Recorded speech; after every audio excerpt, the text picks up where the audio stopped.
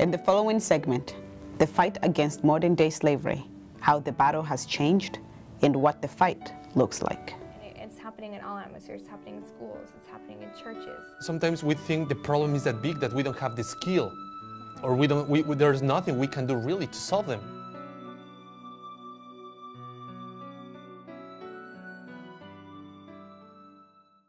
The term slavery is normally associated with the images of black people from the continent of Africa, chained, forced to work in the fields, dehumanized, brutally treated, sold and bought like cattle. But you also think that that was back then, 148 years ago. So does the term still matter today? It is estimated that there are 20.9 to 30 million people around the world who are victims of modern-day slavery. Modern-day slavery is reinforced through 6 different ways: domestic servitude, sex trafficking, forced labor, bonded labor, child labor, and forced marriage. We think about sex trafficking or human trafficking for sex exploitation, but there are other forms of human trafficking and exploitation. And one of the biggest ones worldwide, it would be labor. And one thing that we always say is that if you go and you see this girl being exploited in the street, at least you are watching her there. Yes.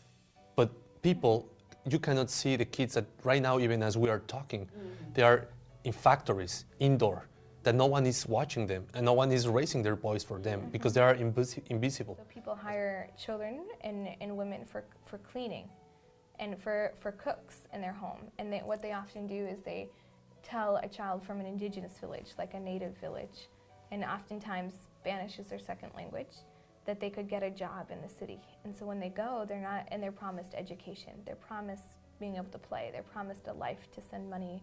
And when they go, they're forced to clean houses more than 14 hours a day. They sleep on the floors, they sleep under tables, and it's not only happening in Mexico, but there's a huge thing where even when we were in Tijuana, where Americans were purchasing children to come back to clean their house in California and across the border, or for nannies. Slavery as a practice changed over the years, molding its culture to fit that of the modern-day society. Modern-day slavery does not ask for chains on a body. It does not discriminate against age, gender, or an ethnic group. It is inclusive, and it is hard to detect. I think everyone has the idea of the movie Taken, like abduction, and we do see cases like that. But I think we're seeing when you start moving against those and things start working against, traffickers also change their strategies. So I think we're seeing less of those, but we still do see them, like people are abducted or have different things, but I think we're seeing more through social media right now. Boys and girls are recruited through social media, through Xbox, who fall in love with this person on the other end, and sometimes they use up to 2 years to recruit this person. That they're playing with them, they're talking with them, they're getting them to come out, and they play them against their family, because over the time that they're talking, they're like, okay, your family, oh, your parents are doing this, they're not letting you do this, and they play the good bad guy and build this trust. And so you see a lot of children just being like, okay, I'm gonna go meet this person, there's no danger in this person, I've been talking to them for 2 years. And it's happening in all atmospheres, it's happening in schools, it's happening in churches. And they're not putting limits on it. They're happening, and people have an idea that it's girls with low education and poverty, but there are girls with high forms of education. There are people with college degrees. There are people with really good families, but what makes them vulnerable is that they trust someone. It was during her senior year at Dartmouth University when Kathleen first experienced the horrors of human trafficking. At a conference, How I Escaped from Slavery, she witnessed the testimonies of her fellow students who used to be Sudanese child soldiers. And I remember going and just being completely surprised, because they shared a story of that they all had been child soldiers. So all the boys that you walk by on a daily basis had all been child soldiers. And I was like, man, how could this be happening? We don't know. Yes.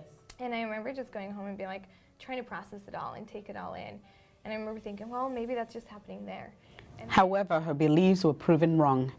During her one-year internship in Mexico City, volunteering at a college ministry, she came to realize that the problem of modern-day slavery does not obey no continental boundaries. The more I was volunteering in the community, the more cases I kept coming across of human trafficking. Like I went to a home for boys, and there was a little boy under his bed and he was afraid of me because I was an American, and I was like, why is this little boy afraid? And he's now 18, and we love him and followed up with him.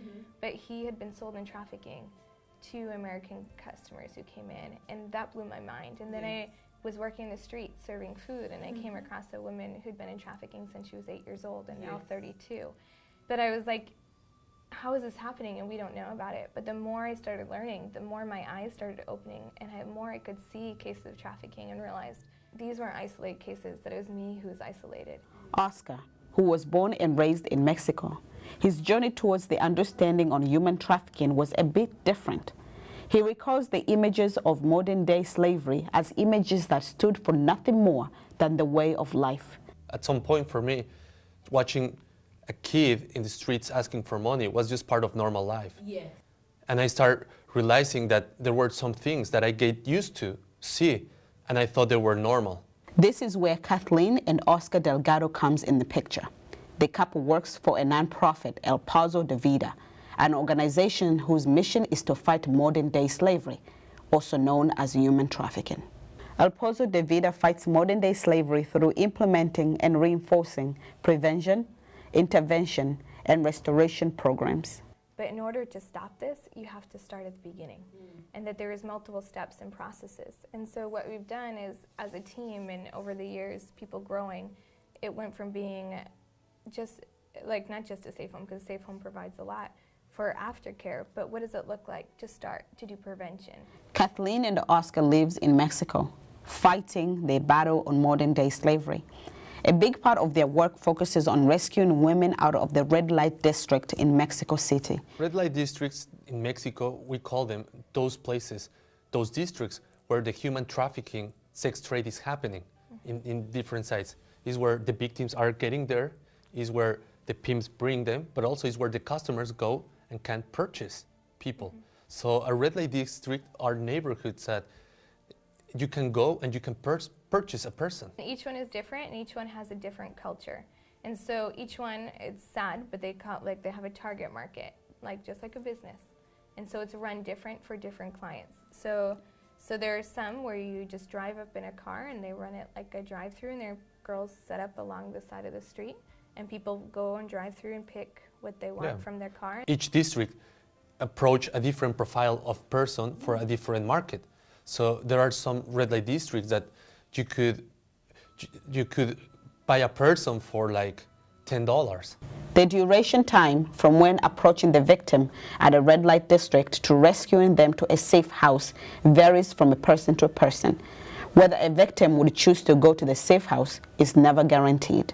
The healing process varies, and so are the success stories of the victims, depending on a case. For us, the success is not just, as you said, they came back from their family, but the success is from victim to survivor. Yes. And now that you're a survivor, that you can go back into society and have the life. And be who you are.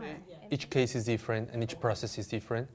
Some of the point A could be just having a party in the street, reaching a girl, giving her some coffee, and sometimes in order for her to accept that she's a victim and ask for help, that could take months of just developing a relationship. Understanding the root of the problem means understanding the people involved. In most cases, it is a circle of abuse. Abused ending up becoming the abusers, feeding into the circle. During block parties hosted by the nonprofit El Paso de Vida, activists take this time to not only present themselves to the women in the sex industry, but also to chat with the people running the business, trying to include them into the fight against human trafficking. When we have our block parties, the pimps sit down and eat with us, the traffickers sit down and eat with us, the clients sit down and eat with us. And how is that? I mean, But it's kindness, because I think everyone has brokenness, and when you don't come at a trafficker with a defensive, you come and say, I recognize you as human too. I will sit down with you and who you are. Most of the times too, it's a cycle of abuse. That people that have been receiving abuse, if they don't heal, they go back and commit abuse to other ones. The healing process invites bigger dreams, the dreams of empowering their own lives and those of others. One of the things that I think comes with freedom is the ability to dream. And I can say that a lot of them, they have dreams. They want to one day have a family, Most of them want to do things to bring back to their community. Most of them want to do things to be able to serve and help those ones who are in similar situations. The war against human trafficking is a social problem that will not be solved by rescuing people, rather by getting down to the core, educating the public. One of the hardest obstacles that stands in the way of progress is denial. Part of the problem is when we first started in 2005, Mexico, and not just Mexico, but the world, didn't say that we have a human trafficking problem. And it was really like, no, that doesn't exist here. And I think we've come a long way, especially in Mexico, saying like, man, this exists. But there's still cultures and people who say, no, this doesn't exist. Oh, instead of identifying it as human trafficking, it's a form of abuse. But trying to get them to say, no, call it for what it is. Like, it is human trafficking. I think right now people need to realize is like, there's not a country in the world where human trafficking is not happening.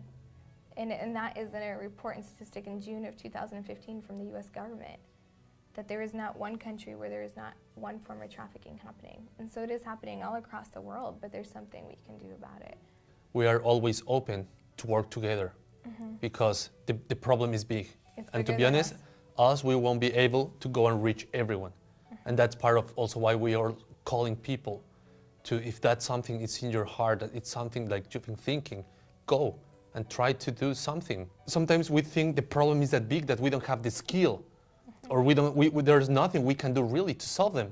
But what I can say, information is a power thing that we can start doing. Start opening your eyes. You can start just like educating yourself on these issues, get yourself informed, talk about these issues with people next to you, with your family, with your community. And that's a big thing that you can start doing. With your children. Yeah. Plus there are other things that you can do to help and to be part of all these things that we're doing. We may not accept the visuals of people in chains and the discrimination of a group because of either their gender, religion, or skin color. But we are blind to the slavery practices that are happening behind doors. The children in the factories that are being enslaved so you can get a better deal on a product. The websites that are meant to arouse, that are stripping the dignity and the rights of children and young girls for your personal pleasure. Start asking questions instead of demanding more for less. Human trafficking happens because we devalue someone's humanity. But by giving and returning back someone's value, or saying, you know, I find dignity in you, then it can create change.